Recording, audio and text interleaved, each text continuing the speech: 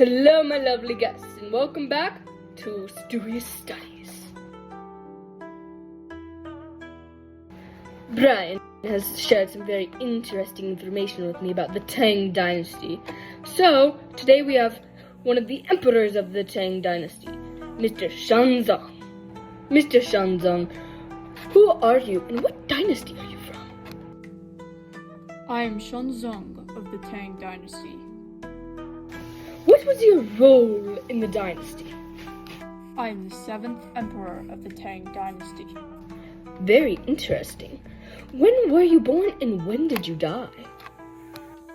I was born on September 8th, 685 AD, and I died on May 3rd, 762 AD, at 76 years of age. Wow, so you lived longer than most emperors at the time, huh? Well, what are some common beliefs and philosophies of the dynasty? Taoism was the official religion of the Tang. Well, I made it that way, because I personally did not agree with Buddhism's ideology. Also, respect for one's ancestors was non-debatable during this time, and seems that really hasn't changed. What are the most significant cultural contributions of your dynasty? We have many contributions, but I will spare you your time and just name a few. We create advancements in art, literature, and technology, such as woodblock printing, a flourishing economy due to trade routes, a cosmopolitan capital city named Chang'an, and a meritocratic government system that emphasized education and allowed for social mobility. And what are your specific contributions to your dynasty? I reformed the bureaucracy, abolished the death penalty, improved security along the Silk Road, improved coinage, increased tax revenue, encouraged financial reforms, constructed temples and administrative complexes, built roads, increased industry, and established a permanent military force along China's northern frontier. What was your dynasty premised on? Taoism, our political and government institutions, military power, diplomacy, economic prosperity, cosmopolitan culture, and internationalism. Do the contributions of your dynasty still influence China today? Our contributions to art and literature influence China today. Also, the Tang dynasty's golden age of reform and cultural advancement have laid the foundation for policies which are still present in modern-day China. Many of China's greatest inventions and discoveries were made during the Tang dynasty as well. I'll have you know that it's been regarded as one of the greatest empires in the medieval world, as well as the greatest in imperial Chinese history. Who founded your dynasty in the first place? Li Yuan in 618 Common Era. How long did your dynasty last? The Tang dynasty lasted for about 289 years, 618 to 907 AD. How long were you emperor? I was emperor 44 years, starting in 712 CE and ending in 756 CE. Interesting. What made you stand out against other emperors? During my rule, I believe the Tang dynasty reached its height. I promoted Taoism over Buddhism, which served as a unifying belief and provided greater harmony, domestic tranquility, encouraged productivity, and foreign trade. Of 50,000 different literary works created during the dynasty, most of them were produced during my reign.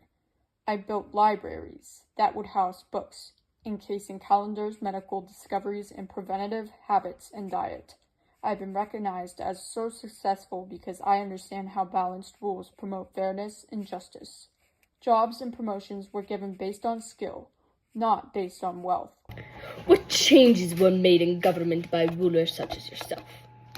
We re-established bureaucracy, enlarged civil service exams, developed a flexible law code called Tang Lu, or Tang Code, in English, and redistributed land to peasants.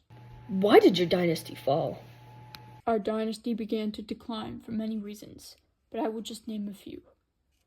Number 1, An Lushan Rebellion, where General An Lushan declared himself emperor of northern China and established the Yan dynasty, severely weakening the Tang and its bureaucracy. The Jiedushi, whom took administrative power away from scholar officials.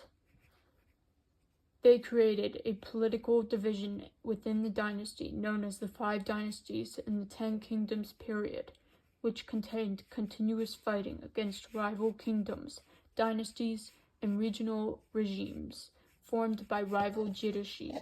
Continued military and economic weaknesses, leading the Tang to lose much of its territory. Economic problems included the Tang government being in debt. Groups of small bandits and armies would ravage countrysides and smuggle, ambush, and besiege and capture cities. The Hongqiao Rebellion, where 2 capital cities were sacked and robbed. This took an entire decade to suppress, and the Tang never really recovered. Finally, at our weakest, Zhu Wen removed the last emperor of the Tang and took the throne for himself, officially ending the Tang dynasty. Where was your dynasty located? In China, extending from the Korean peninsula to present-day Afghanistan, and from the steppes of Mongolia to northern Vietnam. Were you well-liked or supported by the people? Well, I see no reason why anyone should not like me. I believe that my reign has helped the lives of many, for I have led a period of good government, prosperity, and internal stability. And what was the biggest impact of your dynasty? It has promoted agricultural development, improved roads and canals, encouraged foreign trade, and spread technology, which has led to rapid prosperity and population growth during the Song dynasty. It is traditionally considered the greatest age for Chinese poetry and creative expression. Thank you again, Emperor Shanzong, for joining us on this episode of Stewie's Studies. Thank you!